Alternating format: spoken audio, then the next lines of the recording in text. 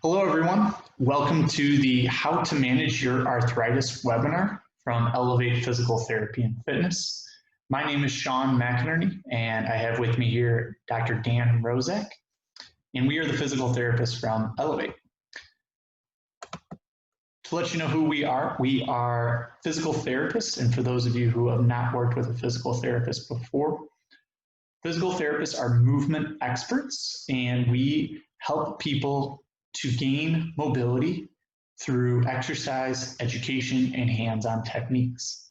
We work with all different folks, young folks, old folks, those in pain, those not in pain, and we are orthopedic specialists. And what that means is that we specialize in bones, joints, ligaments, tendons, and then also our subject for today, which is arthritis. We'll be going through two main topics today. The first is what is arthritis, and then the second is what can we do about it. So first we'll go through what is arthritis. And when we look at the word arthritis, we can break that down into two different root words. The first is arthro, and the second is itis. Arthro means joint, while itis means inflammation. And so when you put those two words together, arthritis is very simply joint inflammation. And this is a pretty broad term. We can call it an umbrella term because a lot of things fall underneath it. For example, if I was walking and I stubbed my toe on something that I didn't see, and my big toe got swollen and red, that's an example of arthritis, because it's joint inflammation. However, that's not really what most people think about when they think about arthritis. We don't think about it as that. We think about it as something that maybe is something that older individuals experience or those with a disease experience. And so we'll talk more about that, and hopefully we'll bust some myths here today and correct some misconceptions about arthritis. So like we said, arthritis is simply just an umbrella term. It covers a lot of different types of arthritis, and it's not just wear and tear. Wear and tear is what's traditionally thought of as the arthritis that maybe older individuals get because they've put a lot of miles on their joints. And we know that's just not true, that there's a lot more types of arthritis, and even for those types of arthritis that are associated with older individuals, it's not wear and tear. We'll talk more about some of the myths that we're going to bust, but one is on the other side of the screen here, which says that I can't exercise because I have bone-on-bone arthritis. And we know that's false. We'll talk more about this later on, but we know that exercise is one of the best things we can do for arthritis. There's some pretty common symptoms with arthritis. There's pain, swelling, and stiffness. And there's some key factors. One of those is inflammation, another is body weight, and then another is previous injury. So for example, if someone is of a higher body weight, they may be more likely to experience arthritis. If someone has had a previous injury, for example, a broken bone, they may be more likely to experience arthritis in the joints around that injury. There's 4 different types of arthritis that we'll cover today. There are many other types of arthritis that exist. These are some of the more common ones, and some of the ones that get confused a little bit more often. Dan will take us through these in a little bit. But first, I want to reconceptualize how we think about arthritis. I want to rethink it a little bit here. And I want to start off by asking if any of you would be surprised if I told you that you would get gray hair at some point in your life. And then I'll follow that up by asking, would any of you be surprised if you develop wrinkles at some point in your life? And I would hope that nobody would be surprised by that. We associate gray hair and wrinkles as a normal part of the aging process that's not painful. It just happens. It's just part of getting older. And what we know is that arthritis is like gray hair and it's like wrinkles. The reason that we know that is because if we look at the incidence or the frequency of arthritis based on the decade of life, we can see that the incidence or the frequency just goes up with each decade of life. meaning that the folks in their 20s or 30s, there's not many that have arthritis when they get x-rays or MRIs. But then when we get to those folks in their 70s or 80s, it's more common than not to have arthritis. And so when folks tell us that they have arthritis when they're in that older age bracket, it's not a surprise to us. It's really just part of being a human and being part of the human race. Like gray hair, like wrinkles, folks get arthritis.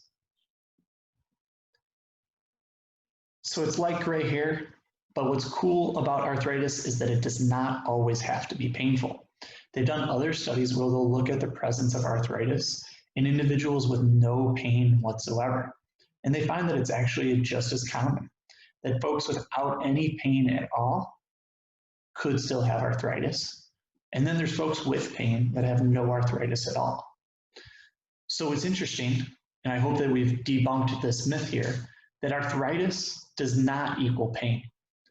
You can have arthritis and have no pain at all. In fact, there's a large portion of folks with arthritis that have no pain at all. We'll talk about a little bit about the secrets to achieving this task, but I hope to start here, we've debunked this myth that arthritis means pain. It does not. Dan will take us through the different types of arthritis here. I am Dr. Dan Rozek, and I will go through the 4 different types of arthritis. The most common is osteoarthritis. This affects 30 million in the US. 20% of the US has some form of arthritis if we are looking at imaging studies. Common joints affected are hips, knees, back, and hands. So who is at risk for developing OA? There are 2 types of risk factors, modifiable and non-modifiable. One modifiable risk factor is being overweight. When you are overweight, this puts more force on your joints, and if you can not properly control the force, there's a fast progression of osteoarthritis. The second modifiable risk factor is low muscle strength. Muscle help distribute forces throughout the joint. Without the necessary strength, the joint has to take on more responsibility, which can increase the chance of developing osteoarthritis in the future. Prior injuries have also been linked with OA, and another non-modifiable risk factor is age.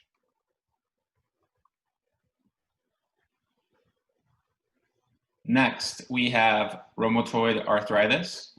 This is an autoimmune disease. Commonly affected joints are smaller joints like hands, wrists, and feet.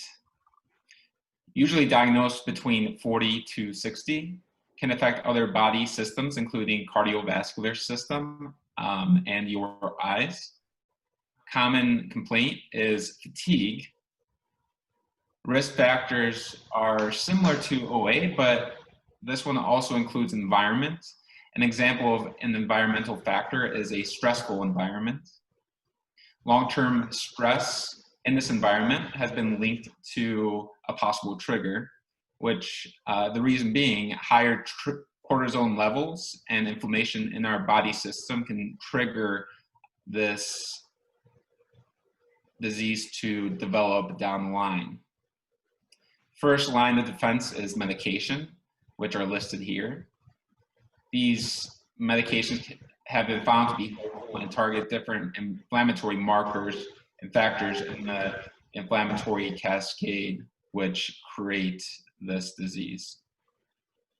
Next, we have ankylosing spondylitis.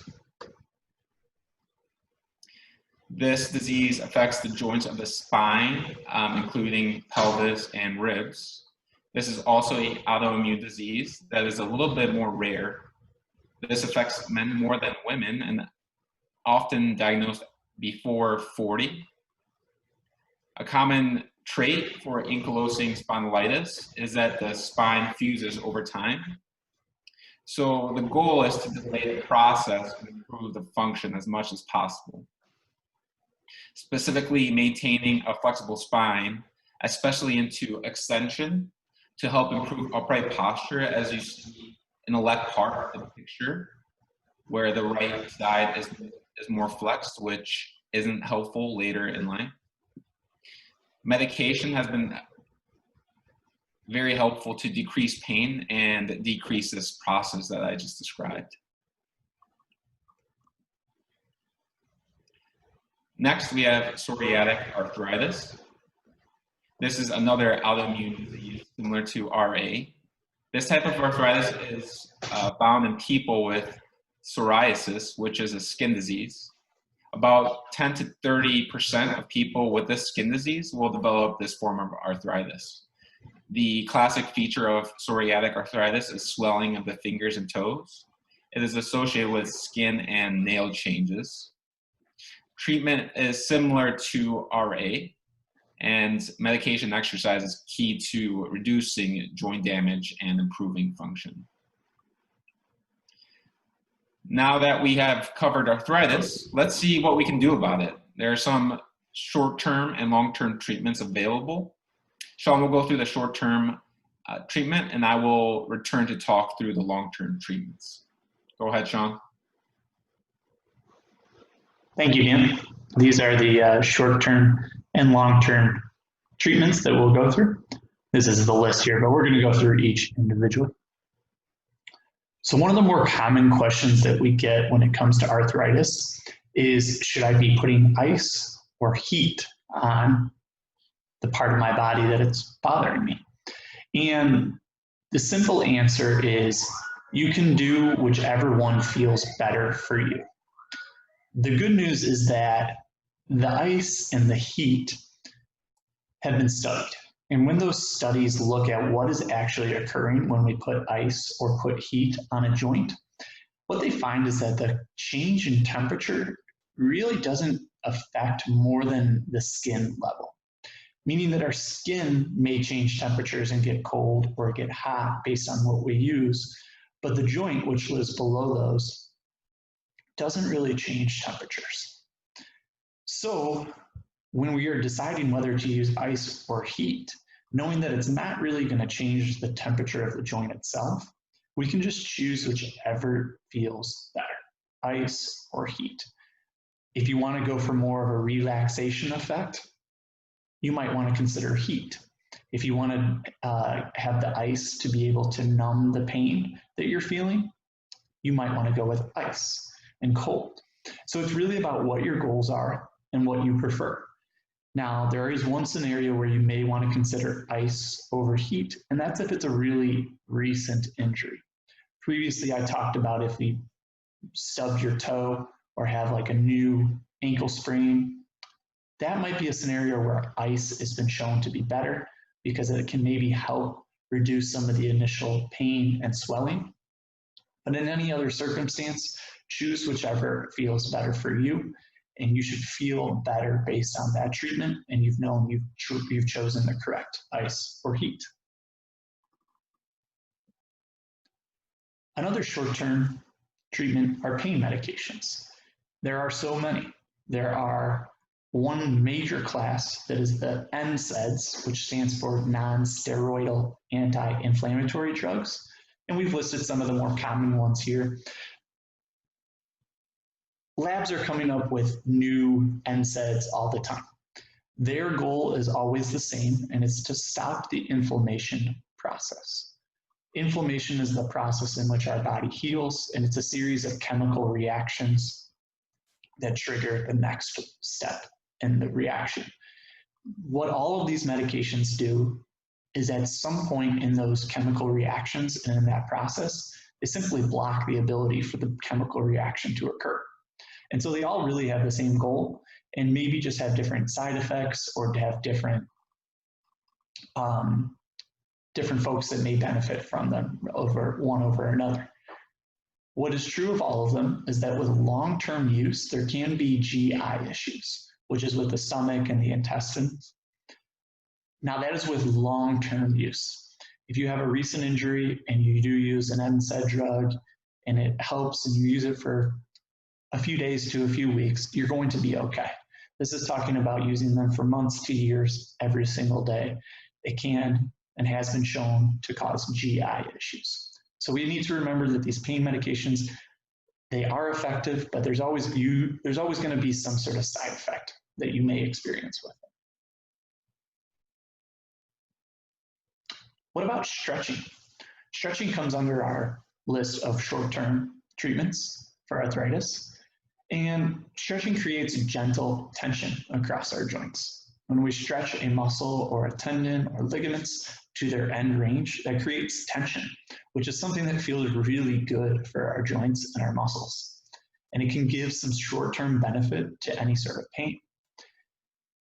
It's recommended that you do a warm-up before stretching. And the reason is because you can get a lot more out of your stretch. You're not going to be stiff because you've already got the blood flowing. But when we move, when we stretch, we release synovial fluid, which reduces friction. This is why stretching can help us to feel better. It creates tension and it reduces friction. Unfortunately, the benefits of stretching are short-lived in that while we're stretching, we tend to feel really good. For a short period afterwards, we do as well. But what has been shown through studies is that even with stretching, you need to stay really, really consistent with it to show any sort of change, long-term change in your muscle length. Like really consistent, like days, multiple times per day, and doing that over for a period of months. And so for most of us, that's just not something that can be done that long. But what we do know is that stretching will give short-term relief of symptoms. You may have seen some of these things, ultrasound, acupuncture, or e-stim, and maybe it's even in a physical therapy office before. They're very different, ultrasound, acupuncture, and electrical stim from each other, but they all have the same goal. The goal is to promote blood flow and to block pain signals. And they have different ways of achieving those goals. What we know is that they may change the blood flow and they may block pain signals, but those are going to be short-term benefits as well, because they're only as beneficial as the time in which you have the treatment being applied. So if we take ultrasound, for example, it's the use of a certain type of energy that creates increased blood flow. However, when you remove that type of energy, the body regains its normal and goes back to what it had been before. Now, these things can provide short-term benefit to symptoms, which sometimes is necessary. We are hurting so bad that we need short-term relief so that we can do more active therapy or active exercise. What we do know, though, about ultrasound is that it's been studied. And what's interesting is that the ultrasound in the studies shows the same benefit whether or not the machine is plugged in. And so if it's showing the same benefit whether or not the machine is plugged in, what it tells us is that there may be benefit to the belief that this is going to help. The belief that you're in a healing setting, that you're trying to improve your range of motion and your mobility can be really powerful, and ultrasound can help that as well. However, again, the benefits are short-term. What this gets down to is the idea of passive versus active treatments. Ultrasound, acupuncture, and e-stim are passive treatments. They are things that are done to you, not things that you do yourself. Things you do yourself are active treatments. And just by the very nature of passive treatments being done to you, we know that they really can't have a long-term benefit. Because as soon as you remove what is being done to you, the benefit gets removed as well. Versus active treatments, when you do something for yourself, you're creating true inherent change in the tissues of your body. And active treatments can provide longer term change. Another short-term benefit that maybe is a little bit longer than some of the ones we've gone over thus far is cortisone injections. They're commonly used for the management of pain. And you're really not supposed to have cortisone injections more than every few months. The reason is that with multiple cortisone injections over a lifetime, they can have actually a negative effect on the quality of the joint. meaning that whatever cartilage maybe is left in an arthritic joint is going to be further impacted by cortisone. It's a side effect. And so we don't really want to have too many of them. I'll tell you though, these cortisone injections, when needed, are extremely effective. It's a localized dose of steroid into a joint that helps expedite any sort of healing or reduce any sort of inflammation that's present. So they are very effective, but they're not really something we want to be our first line of treatment. They go deep into the joint. And then the risks, although rare, are present. Risk of any sort of infection regarding a needle. And then long-term, we talked about the risk of actually harming the joint in the long term. So definitely needed at times, but we want to make sure that's the right decision about when to have those. Joint repair, this is truly changing the joint itself, not replacing it, just repairing it. These are some newer treatments that are still being studied. There's a link at the bottom here about the future of joint repair. And this means that we're looking at things that maybe aren't as established and haven't been approved by insurance. And so that may be out-of-pocket payments. Platelet-rich plasma, what we're doing there is you're drawing your own blood, you're taking out the platelets and injecting that into the joint to help it heal. The next one, autologous conditioned serum. Again, drawing the blood, we're increasing the amount of protein that fights inflammation and then putting that back into the joint. Stem cells are injected into the joint so that they'll help tissues regenerate. Still getting more evidence and research on that. It's nothing that's FDA approved and not going to be covered by insurance. And then cartilage repair and restoration. This is through surgery, where we might put small holes into a joint to stimulate blood and bleeding. That bleeding then will bring some of the same benefits such as platelets and proteins to the joint to help it heal. That link is available if anyone is interested in those topics. So we'll pass things back to Dan here to go over our long-term treatments. Thanks, Sean. So joint replacement. This can be a very helpful and effective way to treat arthritis long-term. Some pros of joint replacement are saying goodbye to pain. This fix lasts a long time, about 15 to 25 years. Surgeons are finding better ways to replace joints, from partial replacement to minimal invasive joint replacements.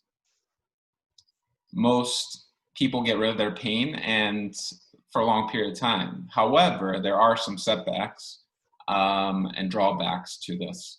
Recovery can be tough.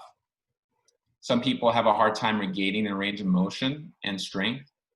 Other people find that they don't get back to where they used to be. Others get infections. And because of these cons, conservative therapy is usually the first choice. So what is another option for long-term treatment? That brings us to our next slide. The secret weapon. The first secret is getting very, very strong. The stronger you get, the better you are related to arthritis. Nutrition is the second very important weapon. We are not going to go into too much depth with nutrition, but we will provide you a resource that has plenty of information on the subject. We hear all kinds of information and stuff in terms of what is appropriate to eat, but the big thing is to eat more plants and to eat real food. So the guide that we will send you is a nice starting point. All you have to do is provide us your email and we will send you the resource. When you combine getting really, really strong and eating properly, you increase your odds to reduce arthritis in 3 main ways: by losing weight, by reducing inflammation, and by supporting your joints. Let's talk a little bit more about these things. First, losing weight. The risk of OA increases 5 times when we are considered overweight or obese. So this is a big deal. So moving is a great way to overcome that. The two main things I focus on when losing weight is calorie output versus calorie input. As long as you burn more calories than you take in, you'll achieve your goal. Some people will say they can't move because of pain. As physical therapists, we will always find a way. If you can't jog, we'll get you walking. If you can't walk, we can try a recumbent bike. If you can't bike, we can try pull or aqua therapy. Next, reduce inflammation. Excessive inflammation can lead to pain and joint breakdown. So how does exercise and strength training reduce inflammation, you ask? Sean loves saying, motion is lotion. Regular movement and strength training makes the body feel better and move easier. One of the mechanisms for feeling better is because the body produces anti-inflammatory signals which keep your body in check, or homeostasis, which is means stability or stable. Like I mentioned earlier, excessive adipose tissue can signal pro-inflammatory signals. This is a way to battle that. Your body requires a combination of cardio and strength training to be your best self. Without movement, your body is off balance and leads to excessive inflammation. We have found that most people are not doing enough versus too much. And so a common question is, how much should people do to reduce inflammation?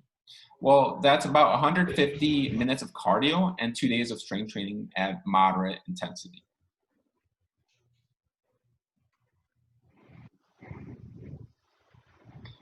The great news about reducing inflammation is that it has a over-encompassing effect, meaning that not only do you reduce inflammatory arthritis, but you also reduce chances of other diseases like cardiovascular disease and other comorbidities.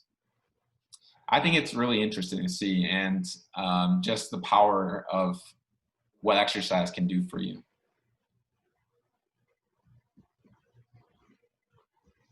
The last, but certainly not the least benefit, is supporting your joints. When I think about injury, pain, and arthritis, I look at it from a physics standpoint. It comes down to your ability to handle forces. Since our body has the ability to adapt, we can always improve our ability to handle forces. The stronger you are, the better you are at handling these forces that life brings you. It is never too late to adapt, and that is why we're such strong proponents of this. We want your body to be strong enough to handle what you are asking it to do. And a lot of us ask our body to do more than what our body is capable of doing. This graph is how I want you guys to think about it. This model comes from Stavoff. They are a clinic and gym located in Ontario. On the left axis, we have physical ability, and on the bottom axis, we have age.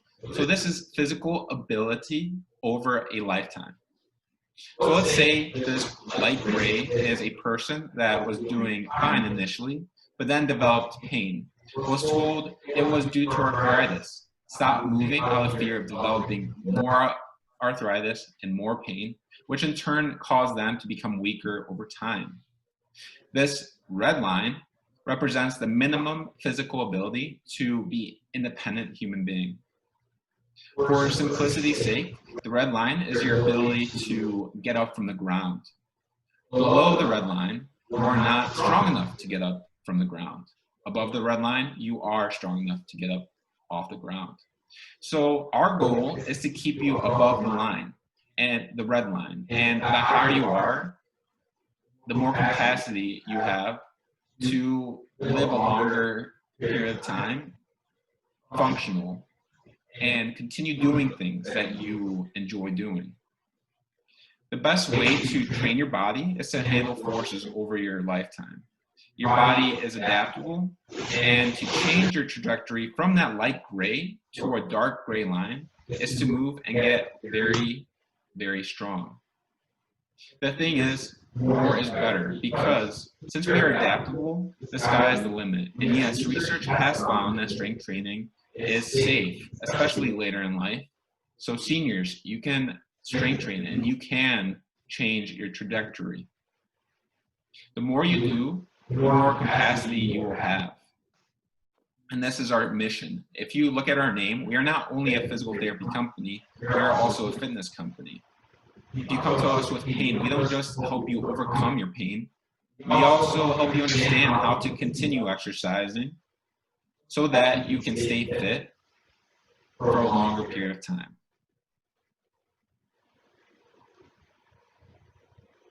So to wrap up the secret weapon, arthritis and pain can be a vicious cycle. Arthritis causes fear of movement, which in turn causes you to adapt, but adapt in the wrong way. Since you move less, your body atrophies, which in turn leaves you susceptible to gain weight, pain, and arthritis. This is a cycle of arthritis that we don't want. And the good news is that we can break the cycle. We can adapt for the better, stay fit for a longer period of time. So what we are going to do next, and what we like to do in the community, is fitness with friends. Sean and I like to go out in the community and help break this cycle. What we found is that the harder that you exercise with friends, people are more successful. And this is an amazing thing. So I'll hand things back to Sean to take you through the final piece of the lecture. So this is our opportunity to implement exactly what Dan was talking about, to implement improving our capacity and improving our ability to handle load. And so we're going to do it with 4 different movements today. For those of you that are here with us live, we will be doing this together here in a little bit. For those of you that are listening on our recording, what we'll do is demonstrate the movements, show you the workout, and then I'll stop the recording so that you guys can complete on your own. So we've got 4 movements here. They're the stand-ups, the deadlifts, overhead press, and then just some form of cardio, okay? If you wanna walk, if you wanna jog, bike, or even just march in place, something that's gonna keep you moving and get your heart rate going, okay? I'll demonstrate these movements now. Starting with the stand-up, okay? I'll do the stand-up first. In our chair, we stand up and sit down. Stand up and sit down. The next one is the deadlift. That's a pretty simple movement. I just want to see your hips go backwards and then come up. Now, if you have a weight, a small weight, you can hold on to that and lift it up. If not, just practice sticking your hips backwards. And then finally, we have the overhead press. Grab onto some weights if you have them. If you don't have weights, you could use water bottles. If you don't have water bottles, just use your hands.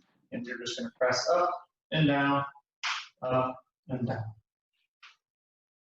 And then, like I said, with cardio, just some form of movement. If you have a machine you want to use, or I might just run in place.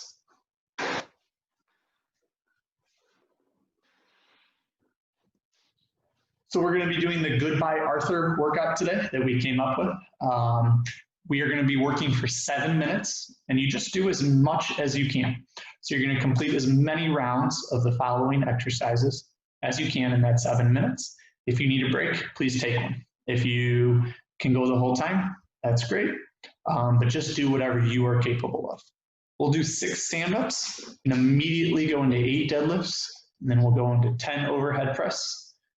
We'll do 30 seconds of cardio, and as soon as you finish, if you don't need a break, start it from the top and just get as many rounds in as you can in the 7 minutes. For those of you that are here with us, we're going to get started now. And then for those of you doing the recording, feel free to shoot us a message with how many rounds you complete. We'd love to hear what people are getting done. Thank you.